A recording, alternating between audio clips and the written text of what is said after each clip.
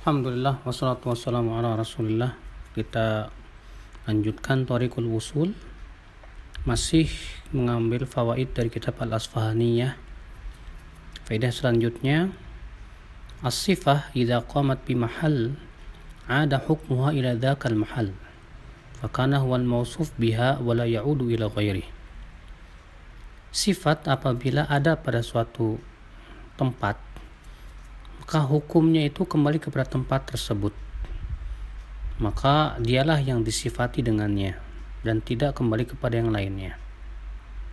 Washtuqqa lidzalikal mahal min tilka sifah ism, dan untuk tempat tersebut diambillah nama dari sifat tersebut. Idz kanat tilka sifah mimma yashtaqu li mahalliha minha ism, di mana sifat tersebut, dari sifat tersebutlah diambil nama untuk tempat tersebut.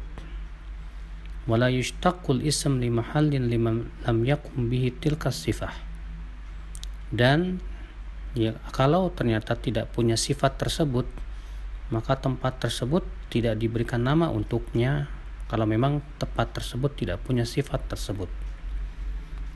Maksud beliau bahwa sifat itu tidak lepas dari tempatnya dan tidak mungkin bisa dipisahkan.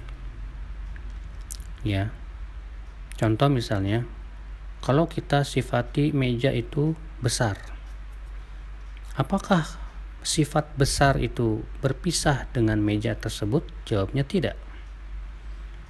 Maka ya, kata besar ini menjadi sifat untuk meja adalah merupakan bentuk daripada meja itu sendiri. Maka tidak mungkin sifat dipisahkan dengan ya tempatnya. Seseorang misalnya disebut kurus, apakah sifat kurus berbeda dengan orangnya? Ya, kita katakan kurus, ya orangnya lah yang kurus, tidak bisa dipisahkan. Maksud tujuan daripada Ibnu Taimiyah berkata seperti ini adalah membantah pendapat orang-orang Mu'tazilah, Jahmiyah yang menolak sifat bagi Allah Subhanahu wa taala. Di mana orang-orang Jahmiyah dan Mu'tazilah mengatakan kalau Allah punya sifat, berarti Allah mempunyai beberapa ya unsur. Kalau Allah punya sifat ilmu, punya sifat qudrah, punya sifat ya, berarti kalau menetapkan beberapa sifat bagi Allah, kata mereka, mengharuskan Allah itu banyak, kata mereka. Sehingga mereka dengan akal pikiran mereka yang rusak ya, membayangkan bahwa seakan-akan sifat itu beda dengan zat.